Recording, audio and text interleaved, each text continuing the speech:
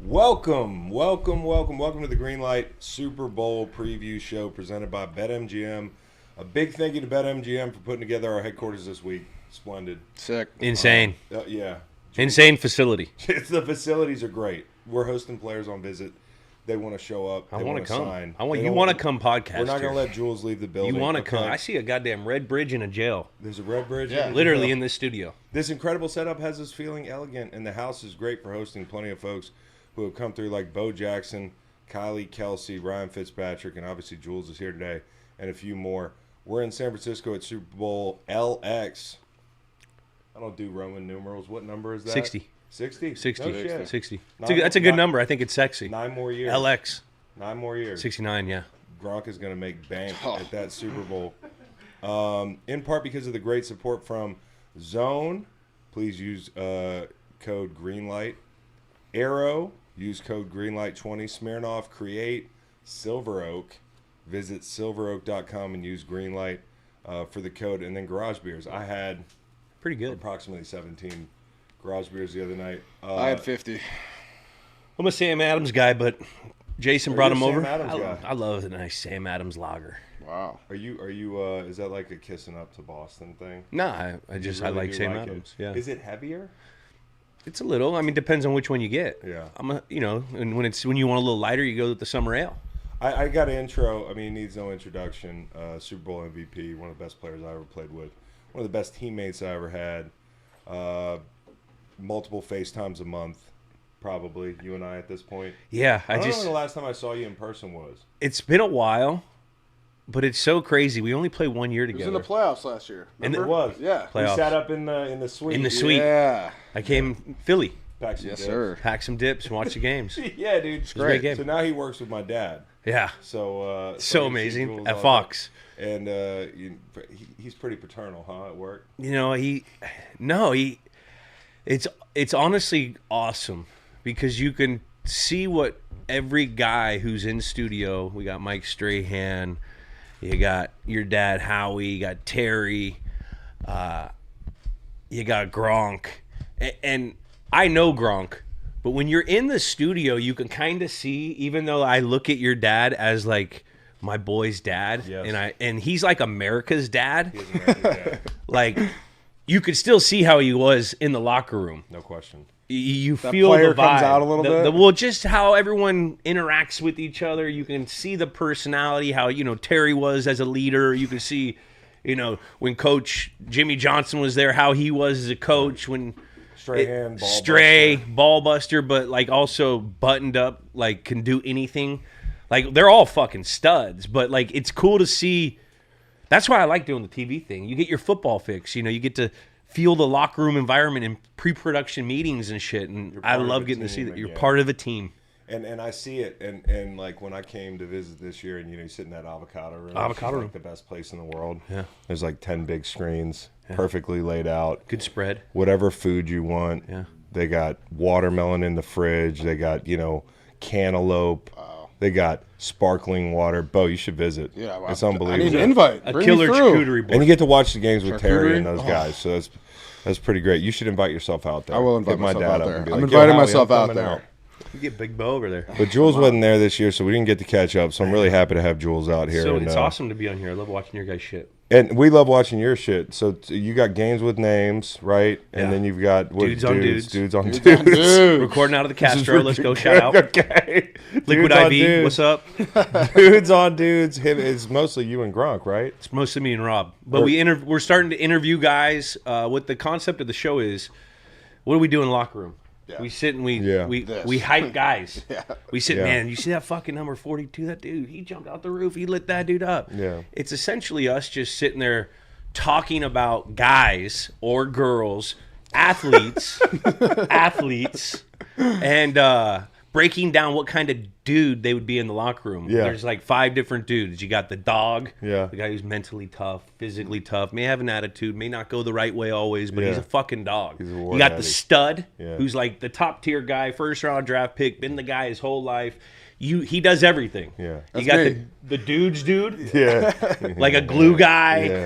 good in the locker room, brings guys together. You also have the whiz, someone who's like innovative. His game could be like Steph Curry, where he sits there and he changed fucking basketball because now every kid shoots fucking 3-pointers. 80 3-pointers a game. How crazy is that? Started right here in the Bay. Right here in the Bay. And then you have, what's our last one? The Freak. We all know what a freak looks like. Jamie Collins. Someone who walks in the goddamn door. DK Metcalf. So what is Slate? Slate's like the perfect human? Slate, I would say Slate. He's like all 5. Slate's almost like a whiz. He's a whiz. I got a category. Like, what about like Renaissance man? Like, I think like Mac Hollins. You know, Renaissance. You kind of got that guy who's like. Well, Tooney would be in that category as well. Yeah, Rubik's cubes and shit. And Matt Light would be in that category. Those Dude, guys. That's kind of like in those dudes guys. Yeah. The like guys a subcategory. Subcategory. We might have to subcategory, but. So who seems like the biggest dude on this Patriots team? Like like as far as what like kind of just dude? Quintessential. I know I just gave you 5 subcategories of dude, which I've forgotten 3 of them. But like dudes, like just the best kind of dude that you'd want to play with. Like, is there somebody that you like from a distance have really admired? And it could be independent of their play. I've always been drawn to defense and linemen. You love us, dude. Yeah. I don't know why. I always used to come over and hang out with you us, guys. dude. Hell yeah. Come instigate. Or the linemen. So I think Will Campbell. He's great. I think he's on his way to becoming a dude. Yeah. He gives me a lot of those Matt Light vibes, where Matt was a small tackle that outperformed what he was supposed to do and was a fucking legendary player. He just so happened to be like the 4th overall pick or whatever he was, but I think he's a dude. I like Spillane, a guy that can come in and get the defense right. I think he's a dude. Milton Williams. He's the ultimate dude, bro. Have you hung out with him? I haven't got to hang out. I don't know him. Dude, bro. If you hang out with, he's a dude, bro. Yeah. If you hang out with Milton Williams, you're gonna like wish you played with him. He's just that kind of guy. I didn't, watch him in Philly. Was really a big fan of his game. And the question in Philly was always like, can he be the number one? Yeah. And fuck yeah, he can be the number one. Well, you kind of have a 1A and 1B with him and Barmore. Yeah. And I think there's a lot of, and then also, Drake. Yeah. He's a dude. He's a dude. Like if you're a receiver, and you see how unselfish he is, how he distributes the football, his attitude. I was around that. Yep. I was around a guy that had a great attitude and raised everyone's performance, and that was consistent every day. That was the same guy every day, regardless of what was going on with the team. That's right. Or outside shit. Mm-hmm. I think those are dudes that you need to have to be good. Yeah. And I think they have a good core nucleus group of guys. But there's a lot of dudes on the team. They're in the Super Bowl. I know. Yeah. And on the Hawks, since, you've watched the Hawks too. A guy, Leonard Williams and D-Law are 2 guys that I have long admired as some of the most underrated guys in the game. Yep. Leonard, because of where he played, he played in New York for the Jets. So it's like, you're kind of like, oh, it's a huge market, but the team's so shit. You're never going to get your due credit. And then D-Law in Dallas there, so he's a fan favorite down there. He's made some Pro Bowls. Yep. But I think it's finally this year, because the team's so good, he's getting his due. I'm very happy for those guys in particular. It feels like they have like so many good pieces that all fit together the perfectly right fucking way. And I feel like, when we played the Patriots and ended up winning the Super Bowl, like we were kind of like that. They didn't have Jules out there. They didn't have Jules out there. That's a big part of it. That was everything. But defensively, like we had so many guys in good roles. I know. That's why. I don't think I tell you that week, it could have been 600. It would have took 600 to win that game. That week, I was going around to everybody. I think I've told you this before. Everybody in the locker room on the offense said, "How many points can you score?" Yeah. Not to like make you panic, but I think we're going to have trouble with them at points in the game. Yeah. Do you remember leading into Super Bowls, like being surprised by the outcome in any of them? Like, we didn't see the Atlanta deficit coming. I don't think anybody planned on it being that way. But you know how that 2 weeks feels like an eternity, and you can kind of, it's like you paralysis by analysis almost 10 days in, where you're like, man, we put everything in, we've repped everything. What's it going to look like when we get to the game? It's like a big mystery. Were there any Super Bowls you were surprised by when you got in the game? I would say my first one in 11 when we lost to the Giants. That was like my first time being there, and it was my first time feeling the long schedule. I wasn't really as big of a name then, but I still had a role. And I just remember the things weren't going our way. Little things, you know, if a ball gets out, we didn't get it. There was an offside. Like, just little shit just didn't go our way, and Rob was banged up. So I think that's the one where you think about, like, man, that wasn't us. You know, It wasn't us either in the first half of that Atlanta game. No, but the thing is, on those games, we were driving the ball. We were moving the ball. It's Right. just stupid things were happening. We fumbled with LeGarrette, the pick six. You know, it was tough to move the ball, but we never felt out of it. I never felt out of it. Well, it's so funny because my memory, when people always tell me, like, what was it like at the half, like, to Bill, and my thing is always this, like, Bill, his speech was as if it was a game that was in phase. Yeah. You know, it wasn't some movie speech. It wasn't some bullshit. It wasn't like, 30 minutes for the rest of your life. It was like, guys, we just need to make this play, one play at a time. And I remember, I'll never forget, you on the bike or whatever it was, being like, we got him right where we want him. hey. And dudes were like, Right where we want him, boys. and dudes were like, What the fuck is he saying? I was like, man, he's been hitting the head a lot, man, because we do not have him where we want him. But then it was like Deron Harmon was like, we're going to win this fucking game. And for me, being from a team that was, you know, I'm so used to losing, I was like, no way, you guys. Like, we are not winning this. The belief that exists because you're used to things going the right way. 1,000%. I mean, we've had so many crazy games in my career that are in 13 against Cleveland. We're down like double digits with like a $130 or a $140. We somehow win that game with an onside kick. The New Orleans game where Kimbrell Tompkins had the touchdown with time going off. Like, so we've been in those situations, and we, not to say that like we've been in that specific situation, but that when you got a leader like Tom fucking Brady, who doesn't blink and who's gonna, you heard him on the sidelines, come on guys, we need more. We gotta do it. We're not going down like this.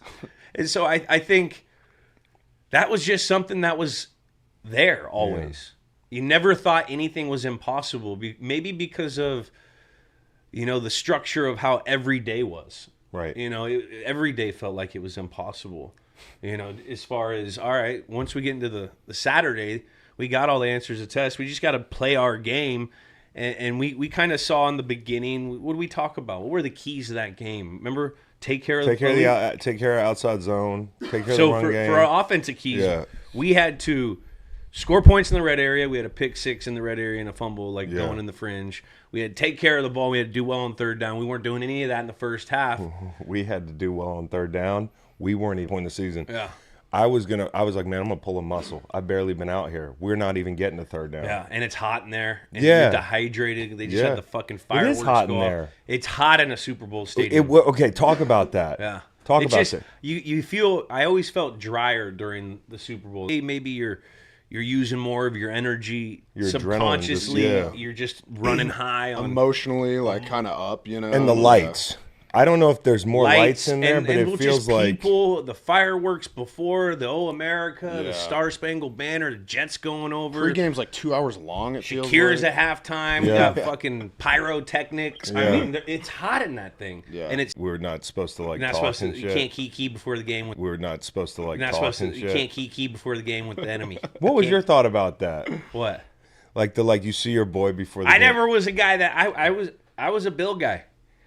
Bill said, "Don't key. I'm not keying." McAfee, there's a story about him trying to come over and be. I used to try to intimidate the punters. Try to intimidate McAfee? Well, just the punters in general. Yeah. Like they would always punters always try to like buddy you up before the game. Yeah. I'd be like spitting and like get away from. You know, I had to put myself in a mindset. You did that shit to Pat too. I did. He tried to come over Try and to power through it. I said, "Bro, we're not here to do that. We're not here to do it. We're not here to do that. Kick the ball." Kick the ball.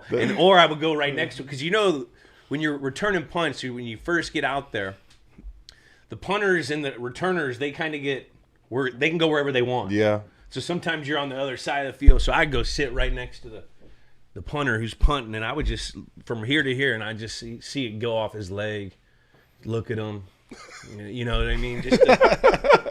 I've never heard of anybody trying to intimidate a specialist, dude. Respect. Dude. Well, that's how I made this fucking team. Yeah. I took that to heart, and like that was the only time I touched the ball for 4 years. Right. Talk about that job, because we got lights falling down and shit. But the dude for the Rams last 2 weeks ago, Muff punt. That changes the whole game. Oh yeah. I I said it all year long about those Rams. Special teams. They're going to lose because of that. Because of special teams. And it's only because we were so tight as a team, like on all phases, that I've been a part of maybe 8 games that we won 8 games because of special teams. Yeah. Either a house kick, field position battle, our gunners are getting the tackles inside the 5, kickoff, whatever it was, field goal block. We used to steal games. And when you get into these playoffs, those dark little demons that you think about at night right before you go to sleep about your team, they come to life. Right. Yeah. Nothing is not exposed in the playoffs. This is the hardest game you're going to play all fucking year, every week. Right. You know what I mean? You're not playing no slump. No. So I just. But I also feel like you have like an extra gear that you don't even know about. You think you're playing as hard as you can all season, but then when you get in the playoffs, it's kind of like it's just you rise to the moment a little bit. So it can kind of like work the other way too. Just as a guy who never got to play in the playoffs and then suddenly got to play in the playoffs, our Philly run, playing at home like that in that stadium, like it was like, bro, I feel like Superman right now. Incredible. Yeah. And being on defense, I think you more set the tone. Yeah, you kind of feed off. Being on offense, offensive linemen are worried about procedural issues. Quarterbacks like maybe has the yips. Wide receivers got to catch the ball, but like we feed off that big moment. Like it makes us like better, 10% better. Yeah, and I also think there's, you don't want to say that guys take business decisions during the regular season, but guys take subconscious business decisions. Yeah, like, possibly. I'm not going to put my face in there right there on 2nd and 10, you know what I mean? Or I'm not going to go. In the playoffs, people don't care about themselves. One more game Most left. people don't. Most people. But I would say a collective, there's more in the playoffs. Did you see the Christian Watson business decision? At the end of that Bears game? I didn't. Man, it was kind of business decision. Yeah. Anyways, go ahead. Yeah. You have a question. Well, actually, no, I don't, Chris. Okay, never mind. I can take it. You were giving me the eye like I got the question. We're on the 2-man weave here. Actually, I did want to change topics here and talk a little bit about this. Like you were just talking about special teams. I didn't get the chance to chime in on that, but so New England was my 3rd stop along the way. I've been in Tampa and Philly before that. Never seen such an emphasis on special teams, an entire organization, dude. Like team meetings, just about one very, very specific punt fuck up that like had happened to a previous team and shit like that. And I just think it's so interesting the way Bill's kind of love for special teams trickled down through the organization, man. Because I'm talking about more time devoted to special teams during the regular game week prep than any other team I think in the NFL by far. Yeah. Like what's that like when you're talking about how it's your only chance as a young player to kind of prove yourself. I mean, I imagine you leaned into that as fucking hard as you could. I was best friends with Scotty O'Brien. Yeah. Me and Matthew Slater every morning, we used to have to go and meet with Scotty O at 6:05 or 6:10, and he would install whatever that day was, special teams, and he would go through his meeting and make us watch all the film before the meeting, and then we'd have to go to every meeting, including field goal block. Yeah. Which I'm not one of those guys. You're not out there like not out there, but he wanted us in there, and that was the best thing that ever happened to me, because when you play special teams and you're not really ready to play offense or defense yet, you can still have value as a player because of how we treated special teams, emphasized special teams. The value of that on the team was huge, and they built their team through special. Like we'd always have like the Nate Ebners, the Matthew Slaters, the Shays, the Schooler. Bill is obsessed with Schooler. I mean, he's a fucking baller. Dude, when he tried to give him the game ball last year on Inside the NFL every week to put Schooler on the show. Yeah, he's. We were like, another Schooler segment? Yeah. He came into the league as a special teams coordinator in 1975 with the Baltimore Colts. That's what people don't realize. He called those plays.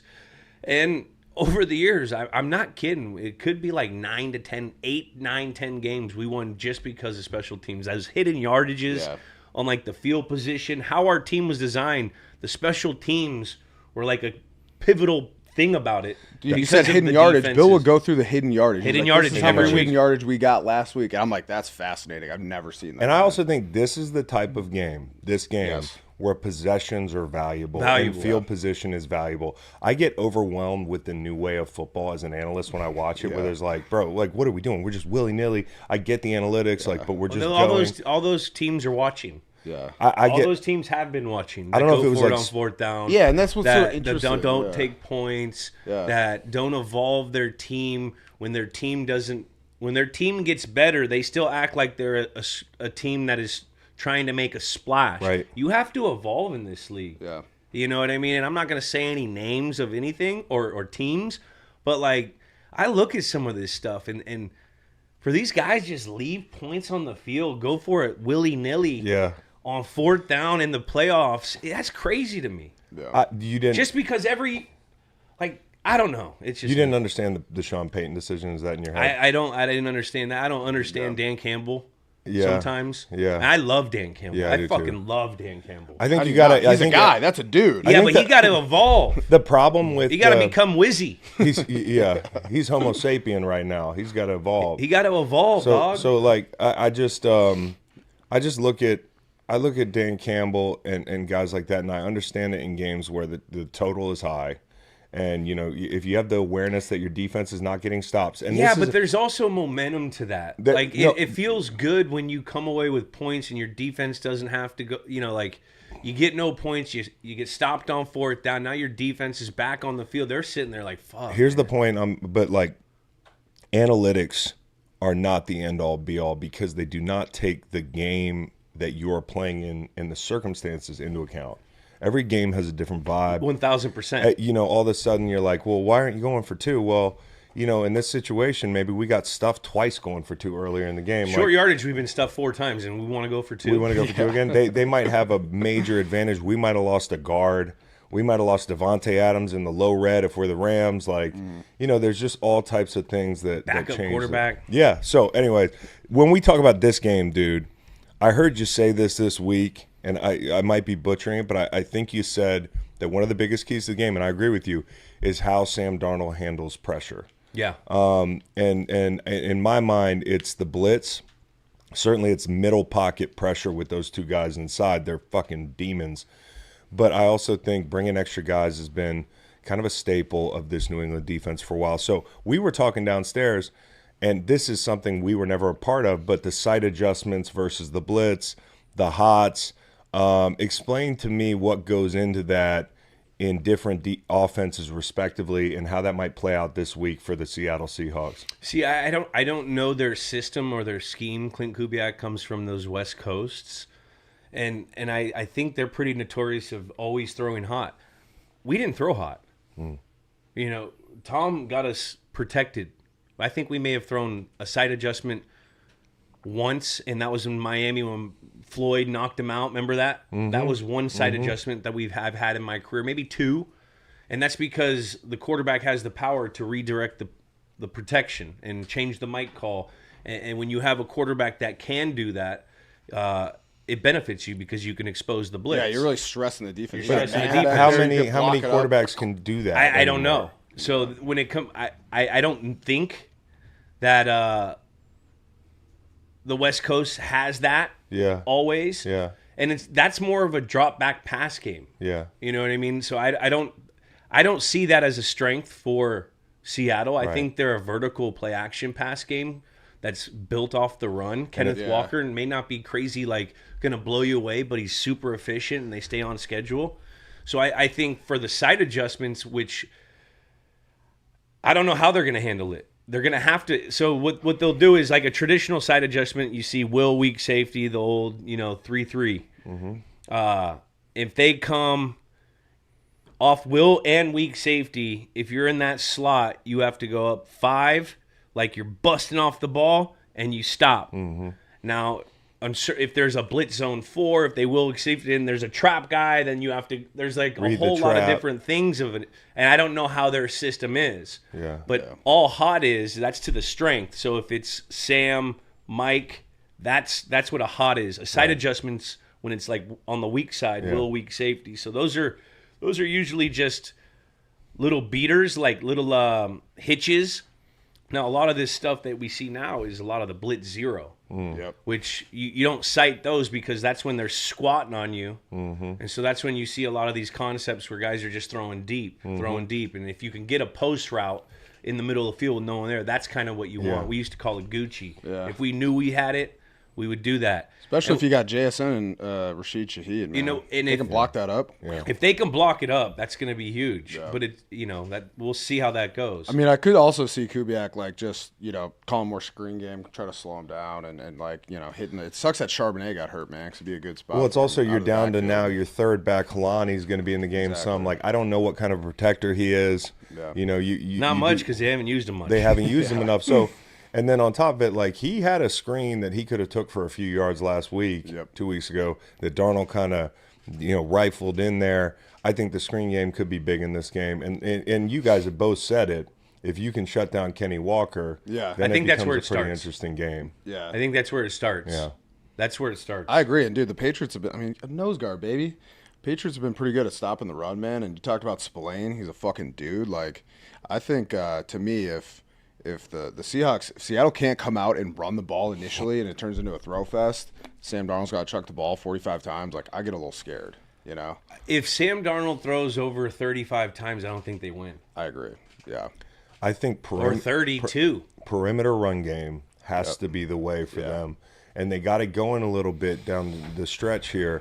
But something that involves great blocking from the wide receivers. Those guys are all willing. You have to be willing to block in that Kubiak system. They do. And they're smart. Cooper Kupp, unbelievable situational guy. He's been great on third down, and he's also great in the run game. He's an unselfish guy. I got a feling he's going to score.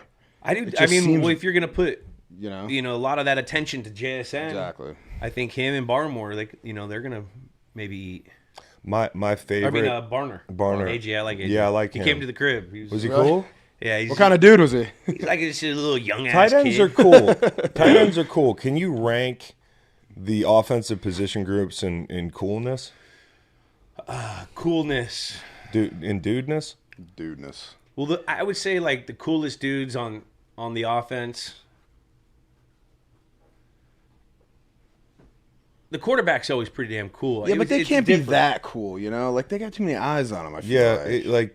Tom did a good job of being cool, but still being Tom Brady. But still being Tom. I would say there's always like the free agent guy, superstar player that came in. Those were always kind of cool guys. I like the guards.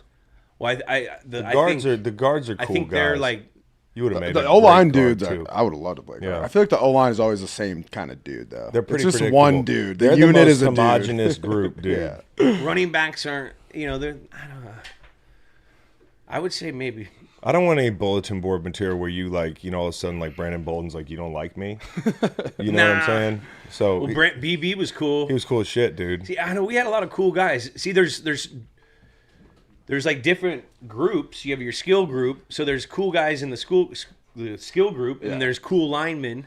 I feel like not all the linemen are cool, but there's like always one cool one, and there's one smart one, and there's one class clown, one super dirty Christian one. dude who doesn't. But I just think tight ends are generally pretty cool guys. They're pretty cool. Yeah, they can do it all. So, anyways, because they're a lineman and a skill guy. Exactly. Back to the game.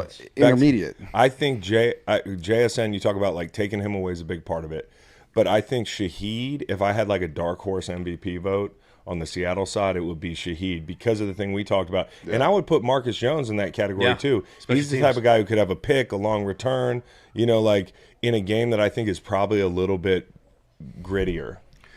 If it, I think it goes into the Patriots' favor if it's a gritty game. Yeah. I think that Seattle could blow them out. Yeah. But if it's a gritty game, I don't know why. I'm taking I'm probably taking the Patriots. I they've just been think battling some gritty games, man. Look at the fucking AFC Championship. I don't think A lot of it's been the weather too, and Weather they've also and they played a murderer's row of defenses. defense. Yeah. And who have the Rams beat? The Rams. Who have the Seahawks beat? I'm gonna tell you. Yeah, they, but they like, beaten the I know. Rams. They beat Okay, the all right, Niners. but do the Rams ever? They beat get off the field Jags. on They third made the down? Jags. Do the Rams ever get off the field? Especially late in the season. Never. Yeah. Oh, They on stop the defense. run when they have to. Yeah. They don't have any secondary. And then you look at the Niners. I mean, Most banged up team in football, man. they overachieved like the highest you can. They had no one on defense, so they went through those two.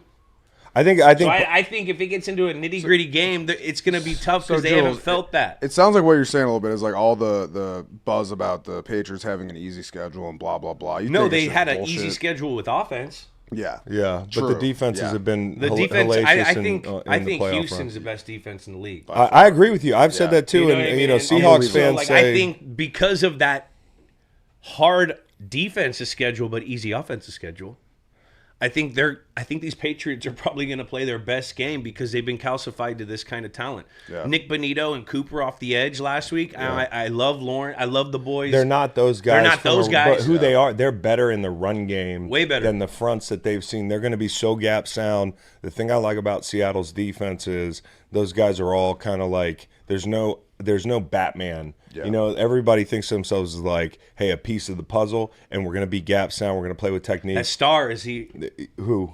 the star? Eamon Warren. Eamon Warren, yeah. Is yeah. he Eamon banged? Warren. Well, did you Ankle? see him? Did you see him limp Ankle. out of his ankle? But also, he's not walking around in a boot. He's not walking around braced.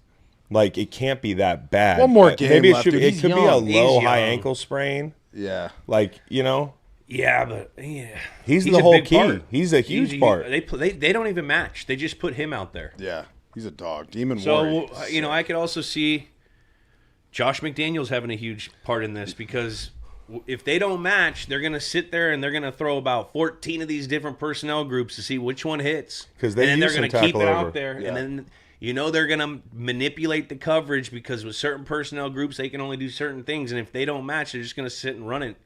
Keep JSN and the boys off the field. Because they could go, and this is something I thought they'd do more in the playoffs was they're pretty efficient when they throw that extra alignment out there. Yeah, they did that a lot in the back end of the Denver game. And so I would be, and that was the time to do it. And so it might be an interesting.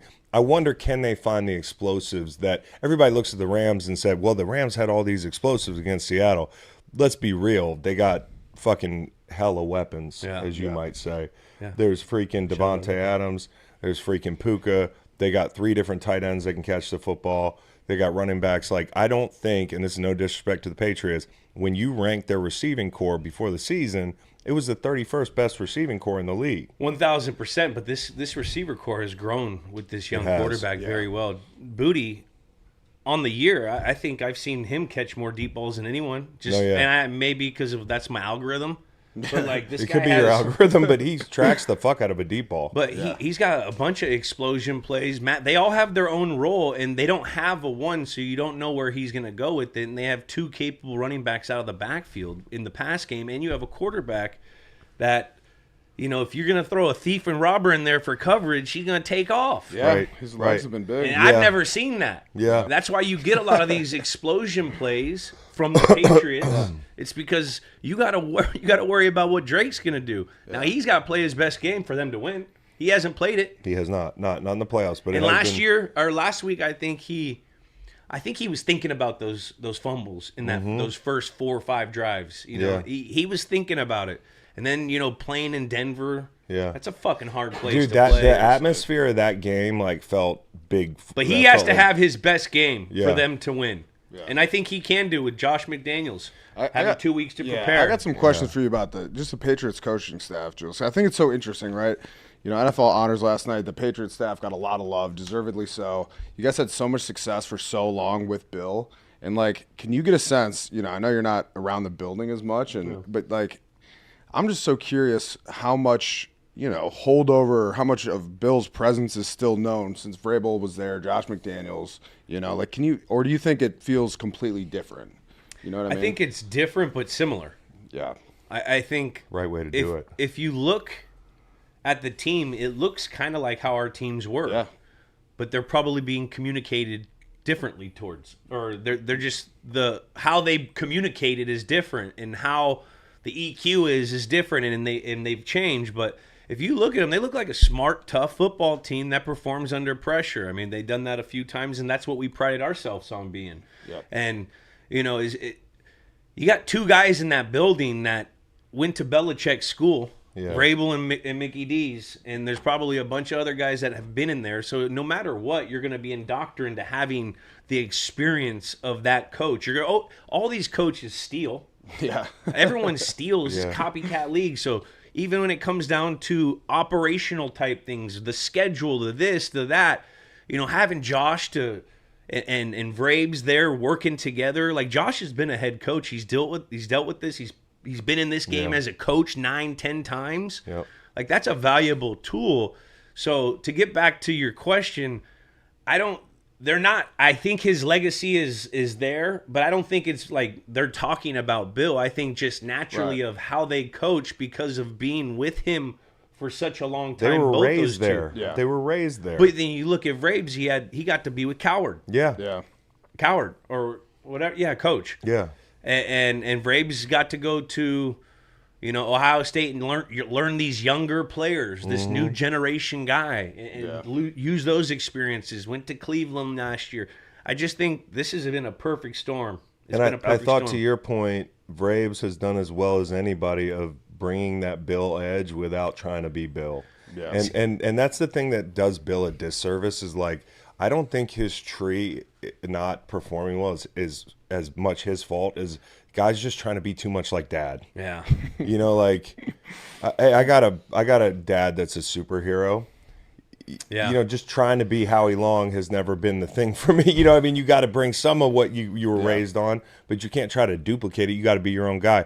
Vrabel has done a great job of being his own man, and I haven't seen that with all the other coaches. He walks the line. Like, I never had him as a coach. I would have loved. I would have loved to have him. But he walks that line of, like, still being a hard ass, but also a player's coach. He's honest and with that's, you. Yeah, exactly. You can tell he's honest with you. And you know he's been there, so you feel like he can understand you as a player. And everything, I don't care what anyone says. When your coach looks like Vrabel and he walks up in the goddamn room, he's 6'4", 260, looks like he can still set the fucking edge. He can still set an edge. Like, and he's been through everything that he's talking about. Yeah. Every way he's pushing you, he's been pushed, maybe even a little harder. Right. Oh, definitely harder. You know what I mean? So compared to that has a lot of merit to a player. Agreed. When your football coach has got 12 catches as a fucking defensive end, they're all touchdowns, and 3 of them are Super Bowls or whatever. How many are in the Super Bowls? And he was on part of this legacy dynasty team. Like, if you're a smart young football player, you're sitting there like, I'm gonna do whatever he says. Yeah, fucking yes, sir. You got it, man. And the cool thing is, he does it with some care. Like, you can see he genuinely likes these guys and daps all the boys up after. Like, I'm not used to that. That Milton Williams bloody lip thing. 53, that was amazing. Yeah. 53 hugs after a game. That's more hugs than Bill has on his career. Yeah, I don't. Have you ever hugged Bill? Have you ever hugged Bill? I've hugged Bill. Okay. I've hugged Bill. I even hugged Bill. Like, I was there a year. It's weird, but we hugged. I got a hug, but you got to win a Super Bowl. I got to get that. You got to win a Super Bowl. You win a Super Bowl, he's gonna hug you. He's gonna hug. And it's a great. But it's also changed. Times have changed. Yeah. I mean, if you ask anyone who's our age, in your mid upper 30s, 40s up, no one liked their football coach. You're not supposed to. You loved him, but you didn't fucking like him. Now I didn't like the guy who's making me run in week 20 up this goddamn hill. But then after the game, we beat a team because we were in way better shape than them. So I sit there and I'm doing all right. Maybe he does know what he's doing, but I don't like him. I gotta say, I did. But I love him. I did like Jeff Fisher. He was great. He was. Oh, fun. I bet. I heard he was like a rock star. He was, and you know what he did well is like. You worked hard without even knowing you were. Yeah. Like, it was all competition. It was all, like, communicating, hey, today I'm going to kill you. Yeah. But, guys, we're going to have a day off tomorrow. Bill's just not going to be that guy that butters you up. Yeah. He's just gonna work you. But he also brought in the guys. He brings in guys that love football, which you got to shout out Elliott Wolf this year and whoever, and Vrabes and Stretch. Whoever is bringing the guys in, they hit on everyone. Yeah, and they spent a ton of money. They got 11 rookies on the roster. Yeah. it seems like all their defensive pieces have hit. Yeah. Like they're all being very in the system, gotten tightened up throughout the season. So And they rebuilt the safety room on the fly. Safety room. I mean, Cowboys, Yeah. Cow Bears, right across the Yeah. street. Also, like your D coordinator goes down early. And Goes gets down. Replacement That's come crazy. in. That's the It's always craziest next- part of I this mean, whole That thing. could to be me. a lot of little. respect. That brings the locker room together sometimes. Yeah, it You know, does. Bring them together. Let the boy. We're going for coach. Yep, no Let's go get question. this for coach. No question. Speaking of, John Snyder too on the Seahawks. I mean, he's done an incredible job. they're Talented, awesome. man. These are two well-rounded football teams that are solid in all phases. Top to bottom. All phases. Top to bottom. Speaking of loving your coach and want to stand up for your coach, Bill not getting in the Hall of Fame has been a big topic this week. Yeah. And you saw the guys that got in last night, all of them deserved it. I mean, it was awesome. much. But just Congratulations. to think that, like, Bill wasn't in that group and he's got to wait a year. What do you think that was about, like, to you? I don't know, man. It's. I don't know what it's about. I'm not in the Hall of Fame. I don't know how the Hall of Fame works. I'm not a voter for the Hall of Fame. But as a football fan and as someone who played for who I think is the greatest coach of all time, it's crazy. Crazy. It's like, it's unbelievable. What do you think his speech is going to be like when he eventually gets in? I don't know. Is he gonna do some shit? I think Is he going to Bill- TO him? Is he gonna do some shit? and, No, like- I don't know. Coach might get mad. You know how, like, T.O. was like, I'm going to, where did he go to his college and accept Yeah. it? Bill's going to go find, like, a Navy ship That would be sick. and do, like, a press conference. do it on a like, lacrosse field. battleship. No, he would do it on like the USS Arizona, or He would do- yeah. the USS Arizona and Pearl Harbor. Yeah. Like the site. And nobody could say anything. No one can say anything. We all love the troops. So God bless Bill America used to and God do, bless like, the troops. Bill used to do freaking, like, we'd come in for a meeting and he'd be like, guys, I want to teach you about this battle in, like, 1700. Well, I mean, D-Day, whenever it was D-Day, Yeah. you know, we would do that. Pearl Harbor. Yeah. He would give a 50-minute presentation on, and it was impressive. I mean, you were there. You guys both were there. Yeah. How impressive was him to like name off, just to rattle off the stats of Off the the dates, cuff. the fucking everything. Kind of strikes you as a guy that if he didn't coach football, he'd be building little ships in bottles. I mean, like seriously, dude. how do they do that? I don't know, bro. I think they do the ship first and then the They bottle. got to. Then they blow the glass. And it's a two-parter. Yeah. I've thought about that. It's like Do you remember after we played the Browns? He like stopped the bus and we all got off and we were like, what the fuck are we doing? And the Jim Brown statue was there and we all had to like go take pictures around the Jim Brown statue. Oh, Like, yeah. if you play for Bill, you're gonna learn about what he loves. You're gonna learn, and you're gonna learn the history of the military, the country, and the NFL. Yeah. And that's why it's sad that he probably wants to be a first ballot, and he doesn't deserves get to do it. that. He deserves it. So the guys that got in NFL honors last night, which we missed Yeah. because we did Tell him something about what Way was saying So- when you're on the phone with Waylon. about which thing. Chris called up Waylon going to bed. He's like, "Are you watching NFL honors, Dad?" And he goes, "Chris, I see the wheels turning." You're like, "We're a little footballed out, buddy." Yeah, we're tell us about it. We're watching how they built the Golden Gate Bridge on mushrooms on YouTube, dude. Yeah. So we took the night off last night. And I'm so excited to be in your hometown because I used to bust your balls all the time. and be like, Presidio, bro. You go Bro, to I used to Presidio. skateboard there all the time, Jules. You don't know anything about the Presidio. And here I am. or it's a dude. Dogtown, bro. Palestine of Fine Arts. So I'm looking. Go hit Dolores Park, bro. Yeah, Get some dude. mushies. Yeah, mushies.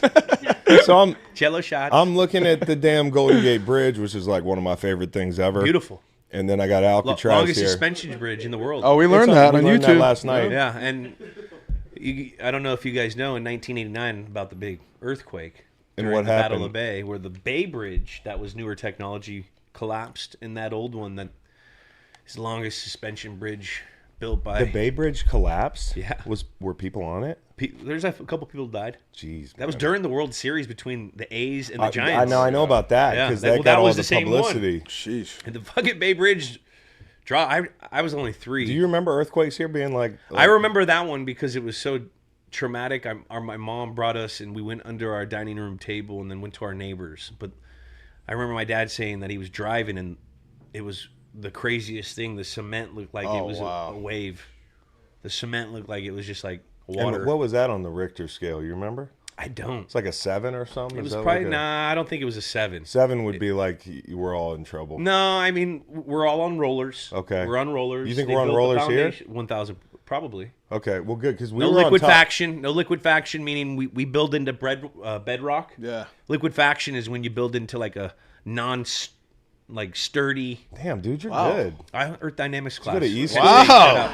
Wow. So last 6.9. night, 6'9". so last Shout out night, Gronk. that's a good earthquake right there. That's a good earthquake right there. So last night we were up top, and you say it's not possible, but we saw whales out there. A lot of whales. I don't know, man. The Bay doesn't have whales. That is bullshit because We I got have video evidence. Tape don't lie. Come on. of multiple whales breaching. Have you guys rewatched your tape after being on the reef on mushrooms in San Francisco? Have you rewatched it yet? Dude, you could hear the blowhole, dude. Yeah. Well, so They what were kind of that whales close. we talking? I think they were Sperm humpback- whales. not humpbacks. Sperm. What did we find out last night? There were dude. You're so I've never seen. you're I so don't know. wrong, dude. Do you even The San Bay, man. Francisco? That's the thing that when everyone talks about, like, oh, there's so many sharks and stuff. They very rarely come up in the Bay. So would you swim to Alcatraz if your life depended on Current it? will take you out, man. Yeah, fuck that. So anyways, Clint Eastwood. we saw He did it. during Escape NFL from Honors. Alcatraz, We one were of my whale favorites. watching. Yeah. Banger. But what do you think about Iceman getting in? That's pretty awesome, huh? Did you see Vinatieri? Yeah, with that's awesome. I mean, he's got some legendary moments for the organization I played with, and everyone loves him. Yeah. And he's a fucking you know how kickers are. They're kind of like they could be in their own world. He was like one of the guys. I didn't play with him just from what I hear. He was one of the guys, One of and the dudes. and he was just a fucking stud. And everyone talks so highly of him. Even, the Brady's, the Brews, and the guys that played with him. And he has a legend in that building. I mean, there's pictures of him kicking off that snow in the Snow Bowl, That's getting the unreal, game dude. winner. Yeah. I mean, he's had so many unbelievable high pressure moments that has propelled the organization to a whole different Again, height. secret weapon, special teams, having a Special kicker, teams, man. and that's so merited, man. It's awesome. Drew It's Brees fucking gets in. I think that's great. Love Drew Brees. Love Drew Brees. Got a lot of records. Fitzgerald, Larry. I mean, class act, Yeah. beast, What when you watched Larry, what made him great? size, strength, smarts. I mean, hands, had unbelievable hands. He had Strong more hands. tackles than drop balls, Are right? you kidding me? I Yeah. don't think you didn't drop balls. It's crazy. And he was Crazy also stat. just a fucking great dude. I remember when I was in my 3rd year in the league, and I went out to Arizona, and he invited me. You remember he used to do his little receiver camp, Yeah. and I may have been in my 2nd year. Yeah. And he welcomed me in, and we trained together. We did his little receiver camp, and he was just such a cool, like, big bro, looking out for any young dude kind of guy. Minnesota guy. Minnesota guy. Yeah. We went back to his house. He had like this insane pool. He had Chipotle come and cater it like on like a call. Like a real wholesome Yeah. receiver party. Yeah. You think about how some of the receiver parties can go. Well, there was no boat. There was no There was no boat. like Fitz is just like good, no clean boat. fun. We're But getting then some no, it was like burritos. a training got some seminar, like kind of pool like that. noodles. Yeah, like It was tight kind end of like U. tight end or- U yeah. before all that. Like Yeah. he would invite all these guys, and there'd be guys from everywhere, and he would just we would just do like workouts and run routes and That's eat awesome. and chill. He was just so hospitable. So and he's a monster. I still think of that play against the Steelers. Any house of the long ass in the Super Bowl. Yeah, yeah. Remember he had that big house call on the Yep, slant or something. Yep. He's just a strong. Yeah. He's Puka's kind of like him. Because a little bit. But Larry more of a zone beater. He right? could do was- anything, beater. He could route you up too. Yeah. By the end, he was getting a little slower. Yeah. But he was never covered because he could use his body. He used his body in his and he hands. could Yeah. they could back shoulder him. Yeah. He was tough. He never dropped a ball. And the other guy on that offense, I just want to shout out. I don't know if he ever goes to the Hall or anything, but Anquan Bolden was Bolden. just Yeah. unbelievable. Just a and ball. actually, I'm going to see him later tonight. Had to cover him At, in Howie's NFC, dinner. AFC Championship. Really? They had to cover him. When you were in on defense? What was that like when they were like, "Hey, we need you to play"? He was getting so mad. Yeah. He's like, "Hey, Joe, look what I got on me." And so they, and so You have a little help. Yeah, well, one of the plays all week, Kyle Arrington and I, in the bunch, were locking and comboing. Mm-hmm. And we fucked it up. Mm-hmm. But you see on the film. Yeah. Oh yeah. And then he goes scot-free on the fucking bunch. Goes to the flat. He had some plays. Well, he's a pretty good. Thank God player. we won. And then Roger Craig, you being a Niners fan growing Roger up. Craig. Loved Roger Craig. First guy to go 1,000. Pivotal part of the evolution of this game, I believe. Being in the West Coast offense, being a back that could catch balls out of the backfield, replacing those short runs. Those first and second rounds with hitting Roger Craig, Tom Rathman. He was a huge part of one of the greatest dynasties of all time. That's awesome that he's in. He didn't even let, who was it, Ronnie Lott was like supposed to knock. Ronnie went like this, and Roger Craig opened the door before he could even knock. He said, "Ronnie Lott, dude." So that was awesome. Ronnie, man, I've been watching that. You watched that Tom doc about the Niners? Nah. On AMC? Nah. He did a doc. What is it called? Anything? I forgot. We should put it in there. But I've been watching the Bucks doc. That was pretty good. Yeah. The Bucks doc's I haven't seen it yet. I'm saving it. It's What? like a Excited. 5-6 parter. Rise of the 49ers. Pretty And they sick. got Eddie D in there. They got all the Yeah. guys, John Taylor, Jerry. And it's from like Tom's perspective of being a fan of that team. Because he was at a lot of those games. Yeah. I miss Candlestick. I say that once a week. Dude, I never got to play in Candlestick. Me neither. And Danny used to say the grass was amazing. We used to fucking love that trip. Yeah. We'd come out here for 2 days. Fish would have us come out here for 2 days. But driving in from the airport, I was like, I think it used to be on that hill. Yeah. And there's just nothing there. And now Nothing. this fucking stadium's 2 hours away Shout out Hunters Point. in Silicon Valley. PA, my dog. Okay, so R.I.P. Kuechly, the last one, was one of my favorite players to watch. It's just a football machine, and also one of the best people you'll ever meet. I've heard nothing. We may have met in passing, Yeah. but every time you talk to anyone about him, you hear nothing but unbelievable things. And he was a machine out there. He was such an unbelievable smart player. He could get sideline to sideline. He got his team into the right calls all the time. He covered up a lot of people because he knew where the ball was going so much. I mean, I remember playing them in Monday Night Football with Cam, and they beat us on that Monday Night Football on 13. And he was just all over the place. This guy made all the tackles. He was getting PBUs. I think he may have had a pick. Had maybe a potential pass interference on the last play to ground. Maybe. But Patriots never get the calls. never get the calls. Never get the calls. Do you have my mask? Let me see this mask. It's not the one that I had back in the day, but this is their best Julian Edelman mask that they were able to procure. Do you remember my mask? Yeah, it was actually a good one. It was a really good It mask. was really good. He porcelain. used to wear my Kent State shit, do the media. I'm like, what the fuck? I'd is go over this to his slap locker and put on his slap dick I'd doing? go over to his locker and put on this tiny little Kent State workout shirt. Wore it Sitting there every with my day. porcelain mask and The red beanie. the 'Cause red I always wear the beanie. red Yeah, beanies. the red Feel what beanie. it's like to be Julian Edelman for a day. And I'd bubs him up and Hey, what's up, Bubs? And I wore it to the damn the parade, man. Oh my god. And we had so much fucking fun, dude. That parade for the two teams that are playing in this game, that is motivation enough to win this thing. To be on a bus or a duck boat with your best buddies and say, "Hey, the rest of my life, I will never get this feeling again. Ever." And you better and you're so drunk, so it's hard to remember bits and pieces of it. But you wish you could just. I wish I had a video camera. We had a guy. camcorder We had a guy. to just Had a guy. It's so We amazing. had Ryan Allen punting off the fucking the duck boat. Yeah, Remember that? I went up on the front of the duck boat and Titanic. Titanic. Ferris Bueller. Day was a- off. I mean, it was a shit show, and the people of Boston know how to do it. I mean, there are a million people out there, and that wasn't the snow year, was it? It was snowing. It was like a Wintry mix. Well, the one before that, we had to postpone it because we got dumped on. Really. So then it was like the streets are all filled with snow, and all the people. That was a sick one too. There were dudes climbing up on the duck boats and Street lamps. Yeah. There was a dude that climbed up on the duck boats and was like, "Hey, will you autograph my arm?" I ran into him like 4 years later or something. He got a tattoo. Yeah, I'm like, bro, you couldn't have found anybody else. I just got on the first fucking duck boat I could, dude. How many shots did you catch? Chucking Fireball. How many did you take? Man, unknown amount. And it's kind of dangerous. You saw Howie Roseman last year. He got pelted with like a bottle of something, and he was bleeding. Going down the street, dude. It was like, man, that's a fucking only freak. Philly. Yeah, only Philly, dude. Yeah. You kind of like Philly. I huh? love Philly.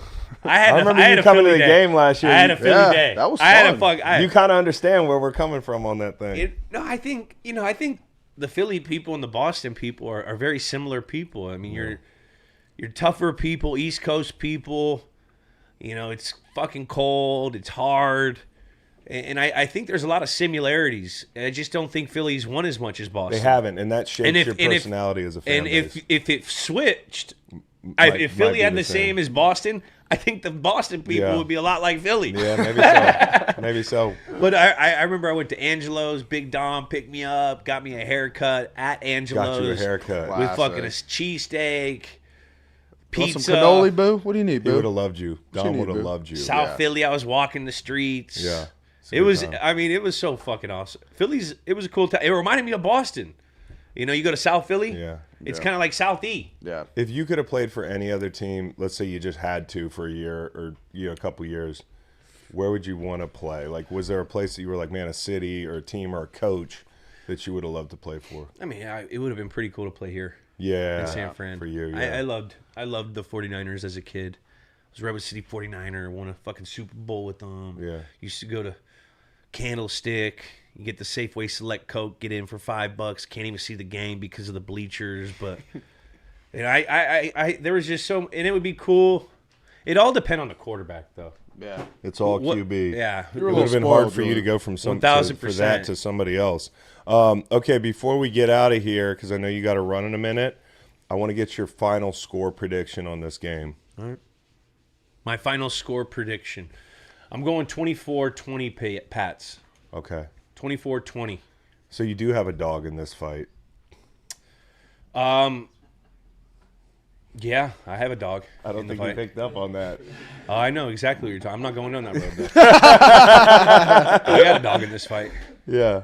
Yeah. Well, that's good. I'm wearing a Patriots hat. Yeah. Yeah. I'm only on this goddamn camera because of that damn team. So you like the under. I like the under. The under's totals crept down to 45.5. I think that's probably a good bet. Yep. I think it's too many points. Give me some other props. What are they? Gatorade color. What do you got? Gatorade color. I'm going purple. Purple? Purple. Okay, purple that's probably got long odds. Purple drink? In a good way. I think, again, like I like the Shaheed props. What's he got? I don't know the props. I'm just going to Cooper Kupp anytime touchdown. That's mine. Kupp anytime touchdown. Yeah. I can see Coop's always going to have Nate. For them to win? Yeah. I mean, that makes sense for him. You got like you find that in the couch cushion, and you like the Patriots. You that's crazy. Yeah. Good for him. Or bad for him. We'll see. We'll see. Jules, I appreciate you coming on. No, this is awesome. This is awesome, dude. A couple dudes being dudes, you know? And we hope to see you again tonight. I know you're like, man, we're so old. I don't know if we're going out. Hey, man, it's tough. We got some stuff. I think we got Madden tonight. Yeah, I'll see you at Madden. Going to Madden. Yeah. Check out the red carpet. Good deal, bro. Go network. I mean, that's what people like. Everyone thinks like, oh, Super Bowl is so fun, this, that. It's just a bunch of networking events. It's also just good to see. Corporate as fuck. It's good to see your boys. It's great to see your boys, but half the time I can't hear you.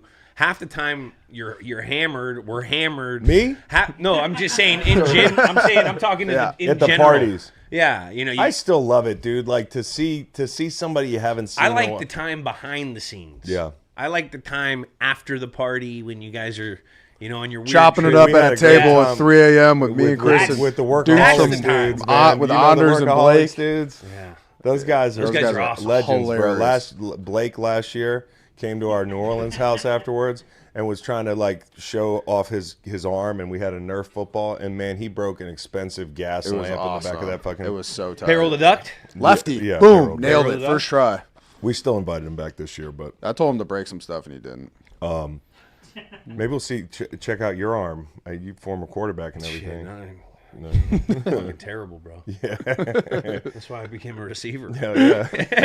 And a DB. Yeah, and a DB when called upon. Yeah. All right, well, I'm going to take a piss break while we change the guard here. Jules, thank you for your time, brother. See you guys. Appreciate And it. Dr. Fax is coming in. Appreciate you, brother. And I got a quick ad read to read in the meantime. We'll see you tonight, brother. See you. Hey, I'll see you tonight, buddy. Love you, man. See you. Okay. Oh, cheers, baby. Thanks, man. Don't forget your stuff. This in there. You guys You got other shit? Okay, here's what I got. Grab some shit out of the gift suite. Yeah. Get some Silver Oak, man. Yeah. Okay. Get some Silver Oak. Yeah. Picture this. You bet on your favorite player in the big game to score the first touchdown, but his teammate scores instead. With BetMGM's second chance promotion, you'll get your stake back if your first touchdown scorer scores second instead. Bet on any player to score the first touchdown in the big game. If you're right, you win. If your player scores second, you get your stake back in cash. And if you haven't joined BetMGM yet, use bonus code GREENLIGHT and you'll enjoy up to a $1,500 new player offer on your first wager. BetMGM, make it legendary. And I got one more message from our awesome sponsors. This is from Arrow. Arrow delivers Wi-Fi that just works. It really does. It does. It's fast. We got 7 dudes in this Airbnb. A lot of Yeah. streaming going on at night, you know. No issues. We got the Eero Speed Lounge. Not a lot of buffering. It's fast, reliable, secure, and powerful. Arrow provides a strong, consistent connection for all your devices in every corner of the home and even outside with the Arrow Outdoor 7, which extends your Wi-Fi to porches, patios, and backyards year-round if you want to. You want to view content outside. I'm excited to set it up at my house. I'll get great Wi-Fi service extended down to my backyard TV and fire pit setup. Yes, dude. I missed my fire pit. It's covered in ice right now. Arrow routers can be set up in minutes through the Arrow app and seamlessly integrates with your existing network to strengthen and secure your connection. The Arrow app allows me to manage everything from my phone through. I can see the devices that are connected to my network, and I can easily share the network with guests and friends. Arrow devices were designed to look good in any home or business. The Pro 7 has been really reliable around the content house, as we mentioned all week as we host folks. When you got Bo Jackson here, you want the Wi-Fi to work. It was a pressure-packed situation yesterday. We record interviews, and we rip this live preview show. We have about 50 devices connected up to the Arrow Pro 7, and we've had no issues with connectivity or downloading. Arrow has a solution for all homes and even small businesses. So whatever your Wi-Fi needs, there's an Arrow for that. Setup took like maybe 5 minutes. Simple to add devices, share passwords. Simple to check your network from somewhere else. It's just a set it and forget it kind of thing, which I like. Faster connection. You have access to faster downloads, uploads for large work or audio files, helping you keep on track. Exclusively for Greenlight listeners, Arrow is offering 20% off purchases now through February 28th to set you up with better Wi-Fi for the big game. Use code GREENLIGHT20 at checkout for your 20% off your Arrow purchase on Arrow.com. That's code GREENLIGHT20 at EERO.com for an extra 20% off your purchase, U.S. only. And with Arrow, we want to know, we've got Sam Darnold and JSN. They have one of the best connections this football season. Dot and dimes, throwing passes. This is incredible. You got to see this. Tanner.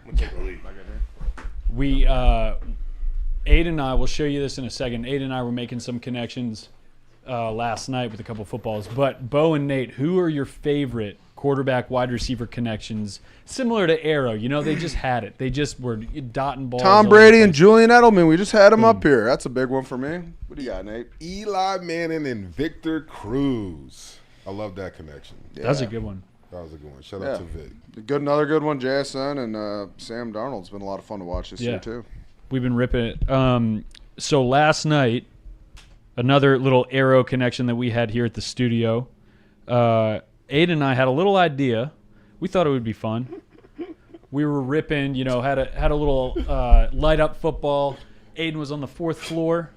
I was down on the field. We're downstairs, and all of a sudden, Reed comes down, and he grabs the football. Go time. And he's like, I have an idea. Go, Cowboy! And then after that, he goes upstairs, and then 30 seconds after that, like a kid, you hear Reed stomping, running down the stairs, but like giggling, like giggling down the stairs. Go Cowboys! And you hear the door shut, and then this happens. Yes! Ooh, double angle. It's actually kind of sick. You see this, Chris? Yeah, it's legitimately incredible. Wow. Like, this is the Who type ripped of that stuff ball? that You? Dude Perfect. Aiden has a nice. Wow, Hey. Aid. Channel your inner Tom. Love that. We might need a green light. Dog, that's like incredible. Flag football. We need a green light flag football team. That's incredible. Yeah, Aiden might be QB1. Yeah, 2v1. Yeah, dude. So Fax is here. You're Fax was at Waste Management with Zone, and he's got the sickest jacket I've ever seen. Oh, it's over there. You didn't bring it? Aiden, it's right there. Oh yeah, that zone. Dude, look at this Shout jacket. out to Kyle Busch. Look at this jacket. Daytona 500. Kyle Busch is gonna have a wrap zone jalapeno lime car. Just fire, right? So it was LeGarrette Blount, Patriots legend, and our very own Nate Collins was down there.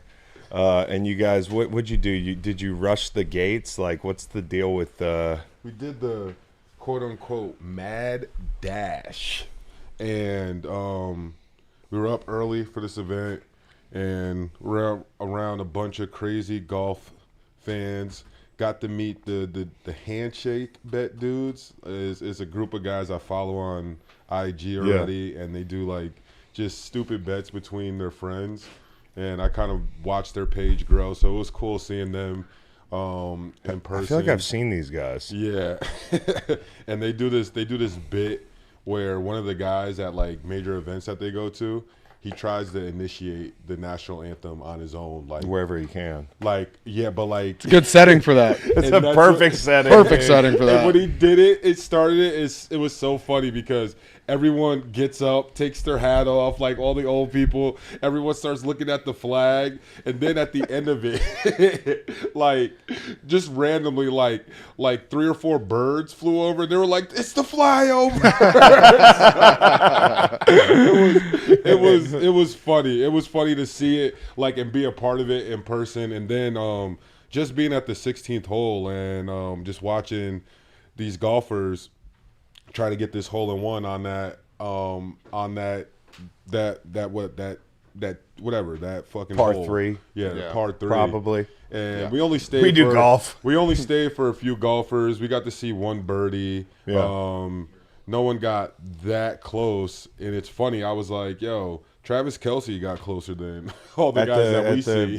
At the celebrity. Trav was Yeah, bragging the about it celebrity. the other night, the Yeah, New he Heights was. party. He Yeah, wouldn't I shut was- up about it. Man, I was trying to get a shot. They was hating on me. They didn't let me get Didn't a let shot. you hit? Nah, they said I was a day late, but it was just like, that's hate, bro. That's hate. Like That's hate. I could have got. You could have let me like get one shot, bro. How's your golf game, Nate?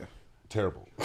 I will tell you though, Everyone in that little stadium, if I got a shot, they would have been in danger. Even the people behind me. I was pretty jealous at times because I think that Waste Management is as good as it gets, like for like a day drinking kind of thing. Yeah, it's awesome. When we went a couple years ago during the Arizona Super Bowl, was that not like the best Super Bowl day we've had yet? I felt like that was. I don't know, Chris. I wasn't there for that. Sorry, bro. Oh yeah, but I just feel like it was the best because it was merged, and it was funny. Like for me, going down there, like I didn't realize in the moment that Waste Management is every year on the same date. Oh, yeah. all the time. I just thought it was a golf tournament We'll be because back. the Super Bowl Yeah. was there that week, so Oh, it no. just worked out, and I was like, oh, this is cool because the Super Bowl, like they did this because of the Super Bowl, and it's like no, like they do this every year. I wish it was a doesn't week matter. earlier or something so we could do both, Me bro. too. Me Somebody talk to too. Waste Management about that. Because I I said understand that. because I feel like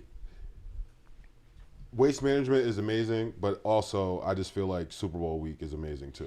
It Just is, for- but we got 2 good nights. Last night, Nate came back, and I think he was expecting everybody to be partying. I went out. And he went out. But bless like you. me, Ralph, and Beau were just melted on the couch, just hanging out. And he was like, "What the fuck are y'all doing? Like, we're just watching like YouTube and shit." I got 8 hours sleep last night. Unbelievable. I'm not gonna lie.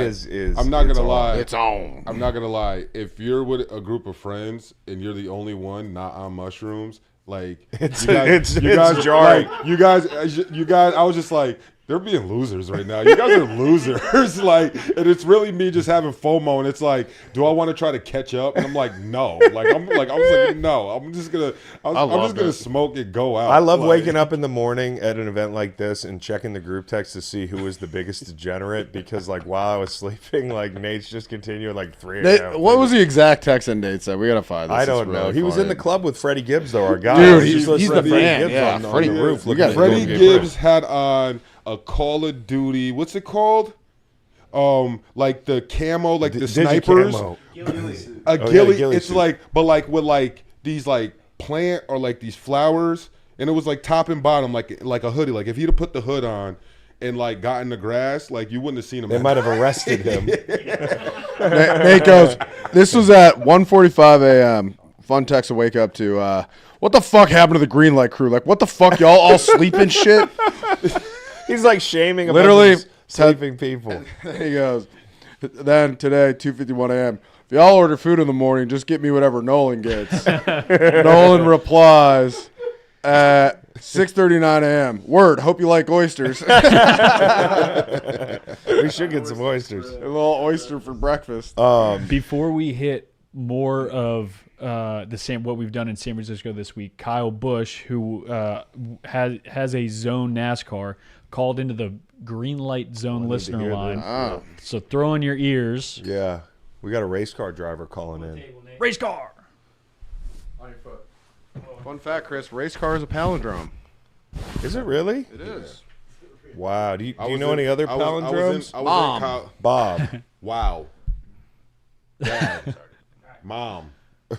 He's just firing 3-letter words at me. The palindrome. Oh, I know. I know. It's like, All I'm right. ready to know. Okay, cool, yeah. Hey guys, Our what's zone up? listener, Kyle our Busch. zone landline That's crazy. from Kyle Busch. Hey guys, what's up? It's Kyle Busch, North Carolina.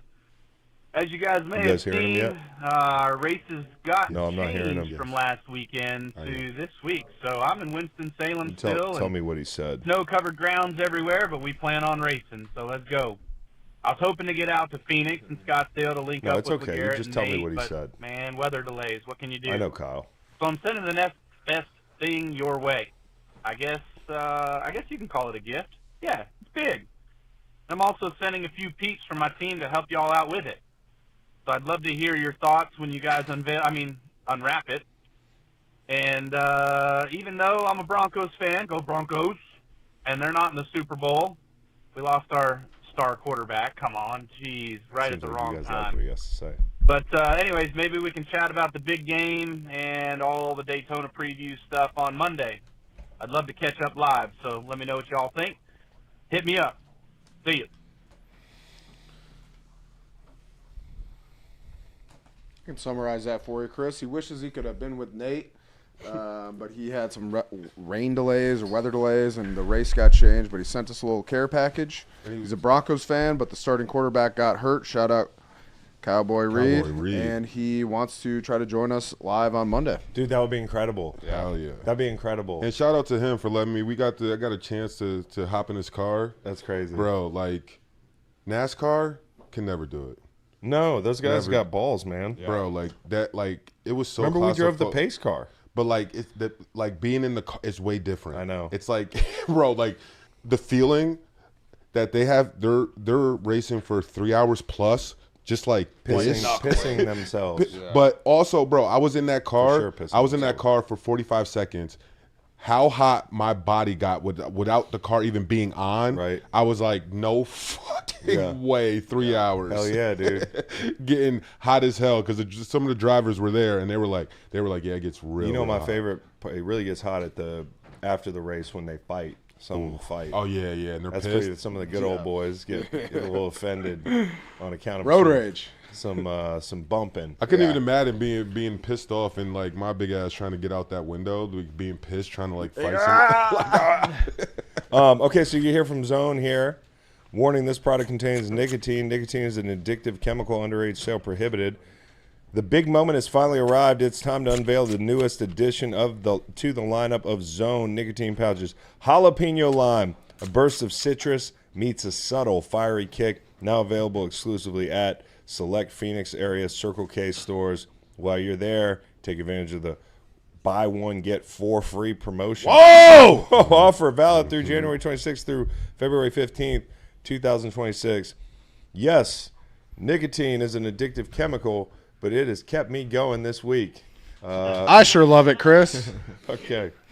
Do you guys want to pour us those drinks or what's going on? Because Smirnoff is with us as well. The Smirnoff remix segment. So we got some drinks for you all. Okay, Keep Super the party Bowl, going. Super Bowl Nicotine 60 and alcohol. is almost here, and Smirnoff, an official vodka sponsor of the NFL, is remixing game day celebrations beyond the field with the next chapter of its We Do Game Days platform. We're talking sideline stories, fits, and game day cocktails. Of course, after 3 sold-out merch drops this season, Smirnoff is unveiling a custom one-of-one varsity jacket created by officially licensed NFL designer Maye. It's pretty sick, and I wish I could cop one myself, but it's probably going to go to Nate. Smirnoff, what's up? No, I already claimed it. And the best part, one lucky winner is going to take it home this weekend. I'm going to be hanging out with Smirnoff in San Francisco, and I can't wait. It's going to be a lot of fun. If you want to check out what they're doing for the biggest weekend in football, you can head to Smirnoff US on IG, and no matter how you celebrate the big game this weekend, remember to always drink responsibly. Cheers. Please drink responsibly. Smirnoff number 21 vodka distilled from grain, 40% alcohol by volume. The Smirnoff Company, New York. Please do not share with anyone under the legal drinking age. Smirnoff. Woo! That boy good. That boy good. Moscow Mule. Wait, I need that Moscow Mule. Wait, vodka. I want a vodka. mule. Vodka. That's a margarita? That's a margarita. Here, this is a mule. No, that's a margarita. You want the margarita? You're the mule. Just Mule. Here you go. I got a margarita, which I didn't even know you could do with vodka, but with Smirnoff you can. Cheers, bro. This is drink number 1 today. And hey, fellas. You can do it. Let me tell you. I'm a bartender now. Spicy. Yeah, Nate's a bartender. Shout out to the Fox Den. And hey, fellas, we're drinking a couple drinks via Smirnoff here in the BetMGM Greenlight set. We were. Where are a couple other places you guys like to drink? I know we have that fire pit backdoor patio area, but you guys like Smirnoff anywhere else on a Super Bowl on a NFL Sunday? I like it wherever I can get it, Cowboy. True. But outside, around the house, things like that. I mean, got some good stuff going on here, Yeah. Cowbs. Have one before dinner with the family, just to take the edge off. Just then after dinner. A little Zone, a little Smirnoff. What else do you need, brother? A little Silver Oak. Silver Oak. We'll get to that ad read, Cowboy. So Hold the on. funniest shit. Okay. So the funniest shit. Let's talk about this week a little bit. Me and Nate flew in from DC together. Long ass flight.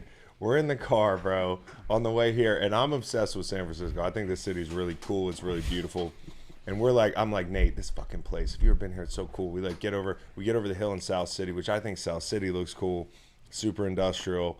It's just houses and hills and sunshine. Iconic. And we get over the crest, and we're looking down at the city, and I'm like, San Francisco. And Nate goes, what is this city known for anyways? And I go, I'm not really, is it known for one thing? I was like, the bridge, earthquakes. Alcatraz. I don't know. And Silicon Nate's Valley. like, nah. And it gets quiet in the car for a little bit. And then Nate goes, oh, I remember what this city's known for. Rice-A-Roni. The San Francisco tree. Dude. That is a thing, though. Okay. I'll back that up. So we were going to do San Francisco associations. Yeah, because look, I feel like, bro, if it was Family Feud, if they had 6 answers, we asked 100 Americans, what is San Francisco known for? I think Rice-A-Roni would be like that last spot. 6? Like it would be like 1 or 2 people. Bing! Like It would not be 1 or 2. It'd be if you had 6. 1 or 2 points. Like it would be last. It would be if it was 6 options, it would be like the last. Like 1 or 2 people. If they ask 100 people, I think Put a poll in the chat. Someone would be like, What is Rice-A-Roni? The San Francisco It's tree. like rice pilaf. Okay. It's That's just basically it. microwavable? No, I it's think real shit. probably- Probably now, Yeah. but like back then, like when I was singing when that commercial was out. Where's the Nah. Rice-A-Roni It is- building? Rice-A-Roni is a boxed food mix, consists of rice, vermicelli, Vermicelli. pasta, Yeah. and seasonings. Okay. Yeah. I think I know what I'd know it if I saw it. Check it out.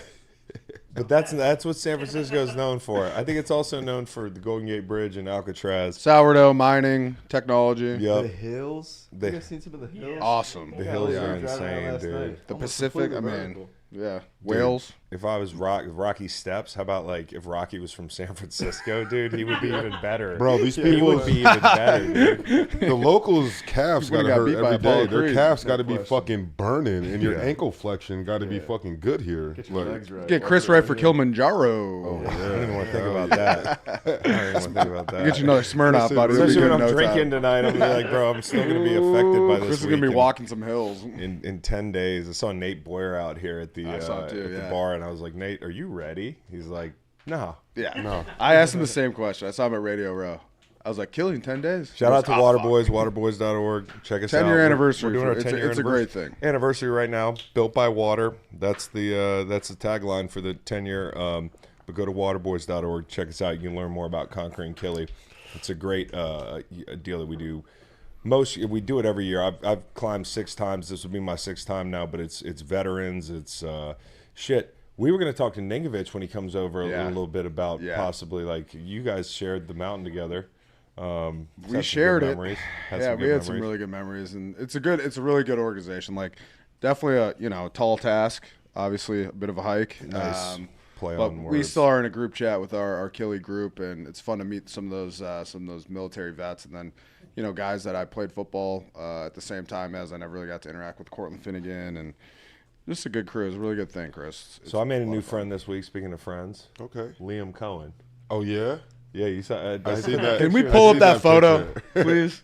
Dog. This is the funniest. I fucking could not believe it. interaction. I hawked down Liam Cohen to get this picture. I talked to him for a little bit. He's super cool. He was with Eric Armstead, and you can just tell he's the type of coach that like players like. Yeah. Like the way Eric and him were talking and stuff. Yeah. So I'm picking his brain about, hey, how do you like to run duo? Like, like we're at the bar, like, you like to run it over or under front? You're at a Like, fucking party, just yeah. talking about run game. He was all over it. Yeah. But I was like, man, one more thing. I really just need to get this picture because my co-host just loves. We've been the talking more Jags Jags living football than alone. anybody else. We had Lil Duval on the pod. Man, I got this picture, put it in the group text. Nate didn't say a fucking word. Well, Nate said that Coach Cohen is a celebrity lookalike. It's fun. Yeah. Who was it? He looked like Lionel Messi. Lionel Messi. Bro, what? That's insane, dude. What? That picture. First off, Speaking of lookalikes, we got first another off, story. First off, for context, when I seen the picture and got the picture, it was 3:45 a.m. in Phoenix, and I was Right. waking up Right. to a wake up call. Right. And So you just don't wake up wasn't- Jags life. Wasn't really in the best mood. Yeah. And when I seen it, I was like kind of like looking and going through the chat like, fuck this chat. No, Nate was At the ranting time. about a bunch of stuff at 4:04 a.m. No replies. That's hilarious. Oh yeah.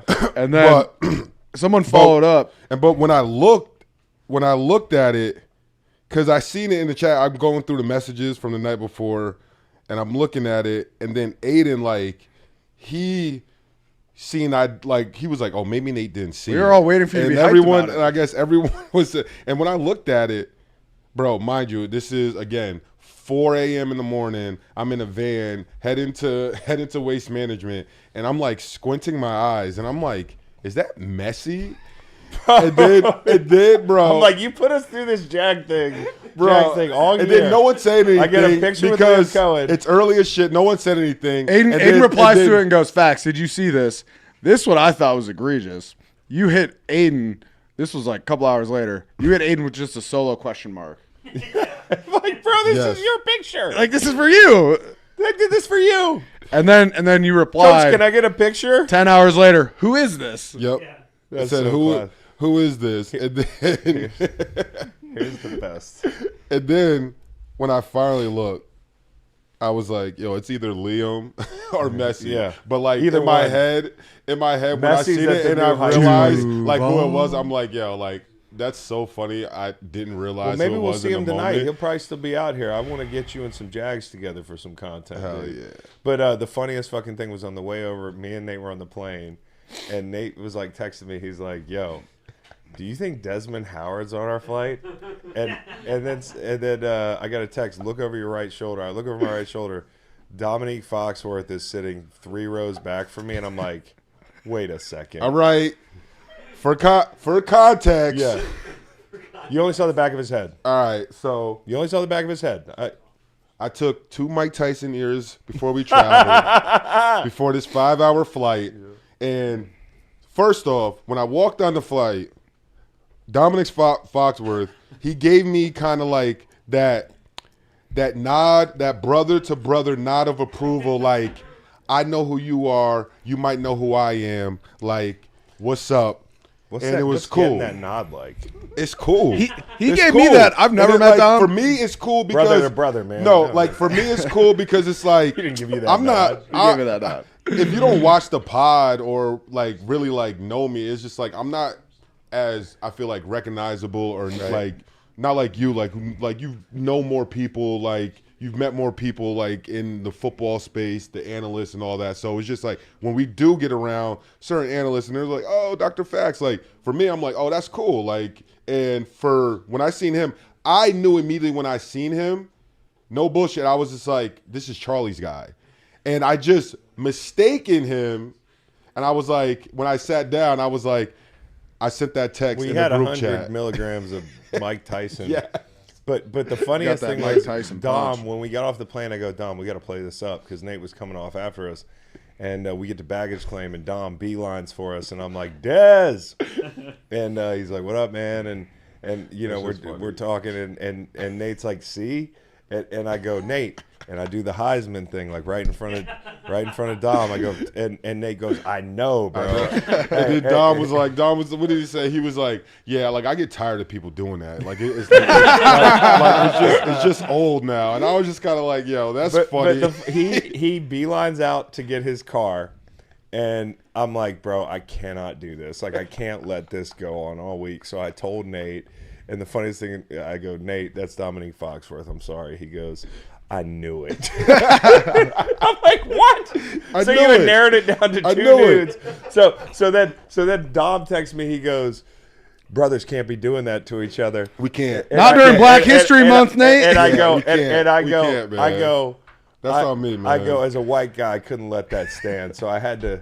But at least I didn't mistake him for like someone like Bo Jackson. Nah, or is this someone not like someone like I don't even know. I feel like that's a good like mix up. I can't say person. if it is or not. Oh, okay. Yeah, probably. I think everyone's so unique, you know? And so, anyway, shout out to Dominic Foxworth. And supposedly Dom and Mina and Swagoo had a great live show last night. The guys went and checked it out. Charlie and those guys did a great job. Charlie was shout out on it, to the right? whole group. Hey, Charlie. Charlie's a fucking star. Let me get guy your over there. autograph. Blue guy over there. New So, phone. Who's this? Yeah. And then we had, and so we've had, this is what we've been doing so far. I had Bo Jackson on the pod. That's going to come out soon. The way I would describe it, one of my buddies texted me, was like, you just had Bo Jackson on the pod, let that sink in. And I'm like, I know. It's really hard for me to imagine it because, and I know he's doing more stuff now, and he's coming out with a podcast called Bo Knows Men's Health, which is partially why he wanted to do this. But my dad is like, everybody's dad's like Superman to them. And my dad's like Superman, but he is legitimately has some Superman qualities, like, NFL legend, Hall of Fame. Like, you hear his teammates describe him, he's like He-Man, just supremely talented. And my dad only talked about one person in the same light, and it was Bo Jackson. My whole childhood growing up. And also you hear about Bo Jackson and just like kind of what a unique figure he is. Like, I thought the most interesting thing about Bo Jackson in preparing for this thing was he seemed like a guy, and he was quoted as saying, hey, sports were never the center of my universe. And I think that's what made him able to move on from the game when it was taken away from him because of the hip. Yep. But he's not a recluse. Like, that was the thing about Bo that I always thought was like, it wasn't like a Ray Finkel thing where like you find him in some shack or something and he's like hiding from the world. But, the idea I always had was like he fucking hates the limelight. He hates like dealing with shit. I think what I came away understanding was that he's more just in love with being a normal guy. And being a dad and coaching football or like, you know, having a restaurant business or hunting and fishing. And I just found him so refreshing. My takeaway from Bo Jackson was like he's a supremely principled person. And that played out through his whole career. One of the most interesting things was, I don't know if you know this, but like he was drafted first by the Bucks. I did not know that. So he was drafted first by the Bucks, but the Bucks a year prior had him on a visit and sent a private plane to him and acted like they had it straight with compliance. He was a two-sport star in college, and football teams wanted him to stop playing baseball. So what they did is they set him up so he was ineligible for his senior season at Auburn playing baseball. So he held a grudge, understandably, and the next year they came calling with the first pick, $7 million. In the late 80s, Bo Jackson grew up without a functioning roof on his house, sleeping on the floor, like grew up dirt poor. But he doesn't give a damn. Like, But he and his mom could have used the money, his family could have used the money. He went and played baseball for 1/7 the amount of money just on principle. It's cool. And I just thought like it was such an interesting story and just well, that's one of those things, Chris, when we were prepping, like I'd never heard that story, didn't know anything about it. Just heard that now for the first time, but we were prepping yesterday for this. Yeah. Sitting around talking about Bo Jackson, almost feels like we're telling fucking tall tales, dude. It's He's Paul like a Bunyan. folklore, exactly. I compared it to Paul Paul Bunyan. Bunyan, like a folklore Yeah. figure. And it's like you learn a new thing about him every day. It's when so you cool. read his Wikipedia, it reads like he's cast in his own movie. Yeah. We could do like a had game. It's like folk Fact or hero fiction. or Or yeah, Bo fact or Jackson. fix it. Yeah, exactly. All Bo right, Jackson. gets his hip replaced. Promises his mom he's going to hit a home run his first at bat when he comes back, and he hits a home run his first at bat when he comes back. You know, it's like Had hiccups for a year. A folk hero or no, that's real. That's real. And by the way, if Superstar. you have hiccups, you want to eat peanut butter. That definitely helps. But Bo was fantastic, so that's going to be out at some point in the near future. We got about 50 minutes with him. He was awesome. He told a couple stories that had me fucking howling, bro. awesome. He is a hilarious dude when you're not so intimidated by the fact that Bo Jackson's sitting across from you. Yeah. And when he walks in the house, it was like last year when Barry Sanders walked in the house and Nate's sitting on the beanbag and he's got his Barry Sanders card. He's like, "Can you sign this?" Like, I'm just like, this is unreal. He's in our living room, dude. Yeah. He's that kind of superstar. And so that was an awesome deal. Well, that's what's cool. I mean, we have such a sick setup here. Guys are kind of today. We're doing the live show. Julian was just here, obviously. We got the Greenlight crew here. We have Bar with Smirnoff downstairs, Silver Oak, stuff like that. Joe Thomas is coming by. Yeah, Joe Thomas. Kyle Van Noy's coming later. Ninko. Barry Sanders coming Barry back, Sanders bro. coming back. Do you know how cool that is when Yeah. somebody's like, "Yeah, Barry Sanders wants to come back this year and stop by." Not only guys, though. Kylie Kelsey came, did an interview Yeah, with that's right. us. Yeah, we're we're friends with. Fellas, you didn't even tell them. You guys fucking got to see some whales yesterday, didn't you? We did see whales, bro, We but saw they're some going to be whales. there tonight, I bet. Will they? I'm hoping. I'm gonna call out to him. I've been studying up Duolingo whale. Ooh, trying to get him on Dude, the pod. I think it's a pod. No pun intended. So That's fucking. they love pods, Guys, dude. Chris has been on fire. We've been yapping it up a Want me to lot. tell you, Chris my Chris best has take had of the week? 3 jokes that have been It's not fucking. a joke, though. It's not a joke. This is the funniest fucking thing I've ever heard Chris say. Go ahead. So you can't do that, and then it's like when I made you tell that story the other night at the bar, and people kept walking. I still kind of killed that You story. killed the I'm not story. telling that story. So I'll bet- tell. Let me tell another Okay. joke that you had, just so that you can. Chris roasted the fuck out of me last night. I've never been to a rodeo. We were talking about going to rodeos. We were, smoking weed. It was kind of late. I was like, I think I could do well at a rodeo. I think I'd fit right in. Chris looks at me dead in the eye and goes, "Not in those white pants, you won't." He had white pants the on. funniest shit in the world. Oh, so they were going around and being like, BetMGM wants you to answer all these one-liner questions, and one of them was like, it was like MVP, Gatorade color, the whole thing. First song in the halftime show. And I need to get this out because it is Friday, and there's still time to execute this, Bad Bunny. Titi me pregunta. Nope. Born in the USA. Hey, Bruce Springsteen comes out of like a fucking that. hole with a guitar. I love it. And like he's got like an American flag suit, and Bad Bunny's He's got a Puerto Rican belting out a flag. duet of Born in the USA. People's heads would explode like when Clayton Bigsby was revealed. I think if Bad Bunny, I don't know where you are, Bruce Springsteen, boss man, fly to fucking San Francisco. The first song needs to be Born in the USA. I want to see some people's Head explode. tops explode. Okay. That'd be crazy. Would that not be incredible? That'd be It so would. dude, phenomenal. For the idea, I'll probably go to prison. Seriously. And if Bruce can't do it, you just get Cardi B. That'd be great too. That'd be great too. So, anyways, I got one more ad read. Here, this is a sophisticated. 3 more. I'm gonna close the show with a couple ad reads here.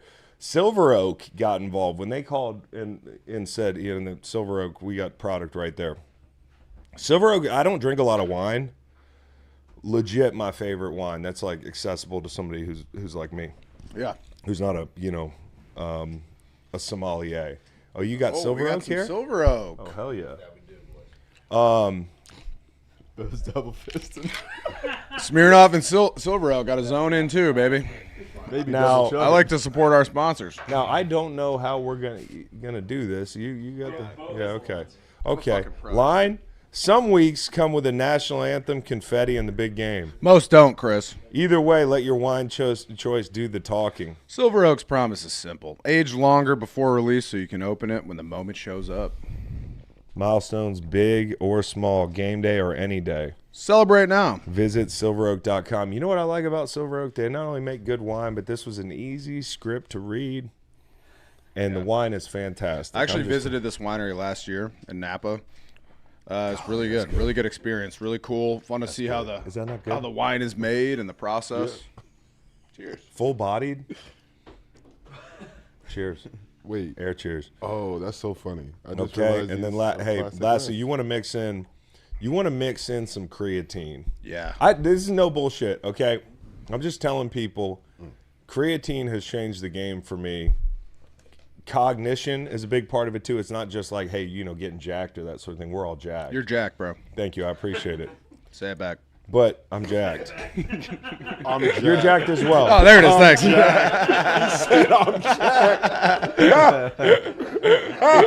He is jacked. Yeah. He is more jacked than almost anybody here. The guy lifts the most. But creatine, he looks like he's on a lot of creatine. A lot. Do you take creatine? How many grams do you take? I take 7. I take 7 grams a day. And they're good for your brain. I talked about the cognition, really important benefits for recovery, strength, cognition, staying active as you get older. I think everybody should try creatine. I'm not a doctor, but you don't need to be one to be slanging creatine. You got a doctor right here, though. Why did I start taking it? I really do honestly have a hard time keeping my weight on. I've always had a hard time keeping my weight on. I run like a machine that's like a ton of RPM, so I'm like always burning calories and shit. Creatine helps me keep my muscle mass on, which helps me stay in the gym, stay strong into my 40s, which is you guys will see. It fucking sucks. Oh, yeah. But creatine helps me there. And like even in the afternoon when I got some brain fog or whatever, I might take some creatine, like half my dose. And I really do feel clear-headed after I take it. I have introduced people to creatine. Yeah, I try to get my wife to start taking creatine. She's taking some creatine. Healthy brain, cognitive benefits as I get older, and the muscle maintenance that honestly, I wish I took creatine when I played. You didn't? That's surprising. I did not, because I was always worried about pulling muscles. That's kind of like what people talk about. Yep. But you got to take a lot of it to really have tighter muscles.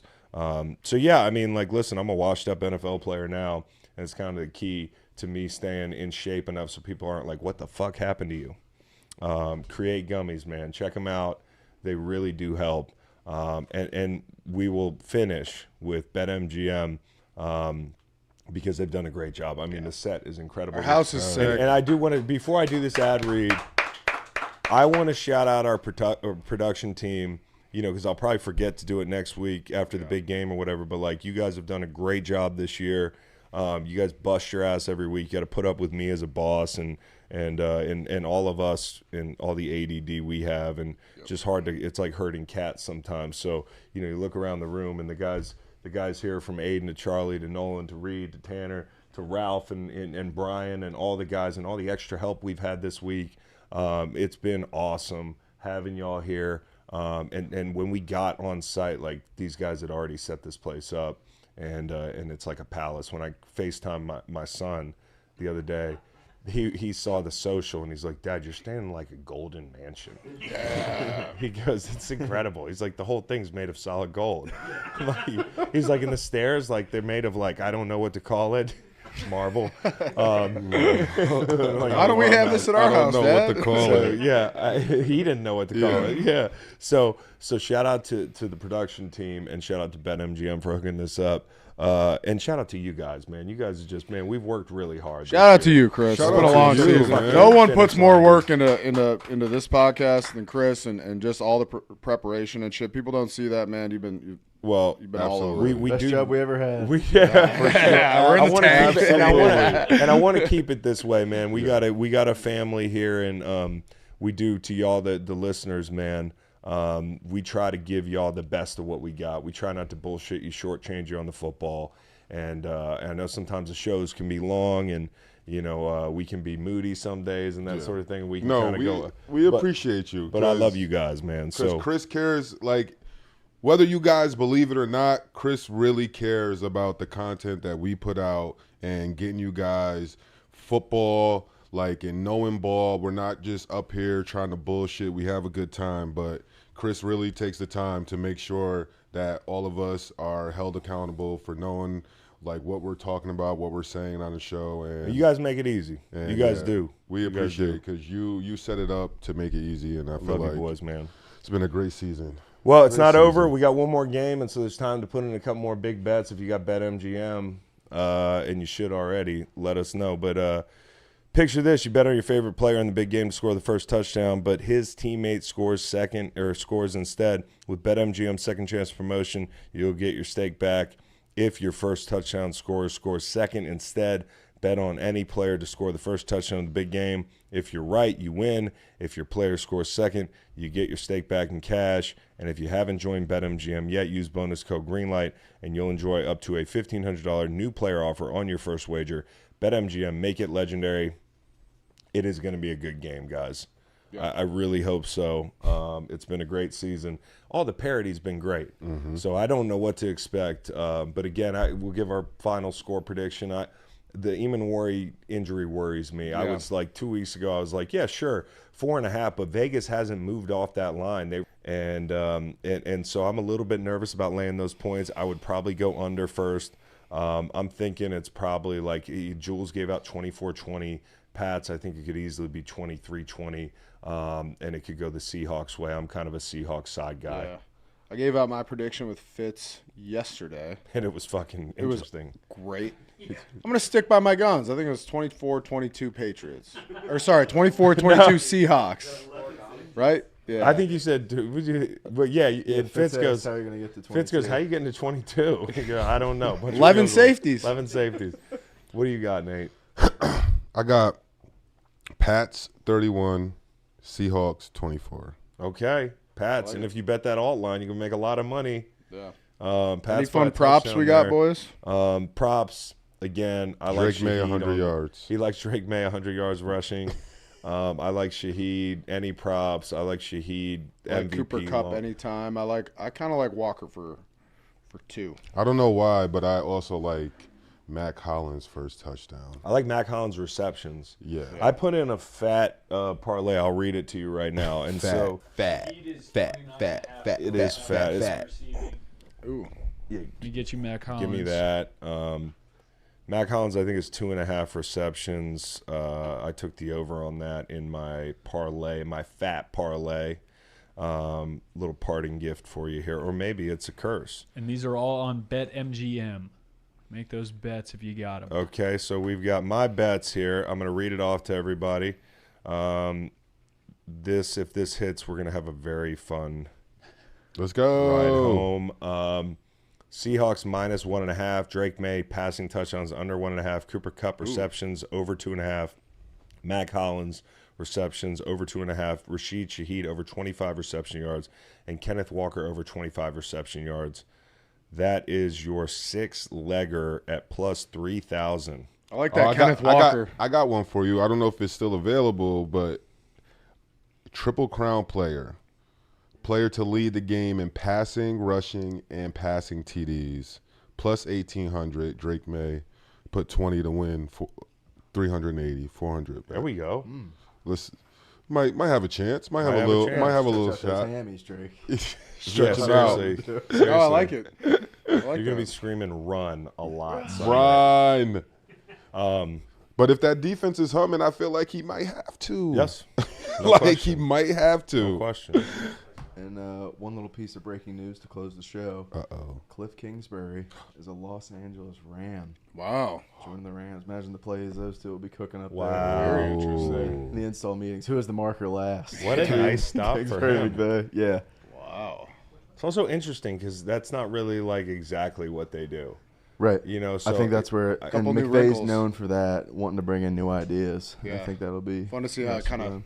merges, melds I think together. a Stafford's little bit. coming back. You win the MVP. We didn't even talk He about said the MVP. last night, I think. Yeah. Yeah, he's coming back. Okay. Won the MVP by 1 vote. Nate's boy Trevor had a bunch of votes. How many votes? Like, Yeah, he was up there. Josh had some votes. And then Herbert Herbert had had one one. vote.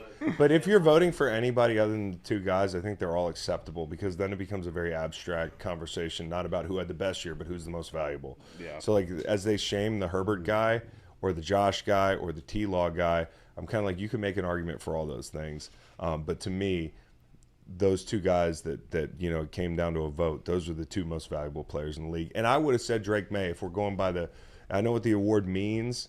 And I have no problem. I usually, I got to be honest, I don't give a shit about regular season awards like that. Yeah. I just don't because, like, as a quarterback, you really don't care if I'm you're sure sitting at Staff home. would rather be in the He'd fucking rather Super be in the Bowl, Super Bowl. man.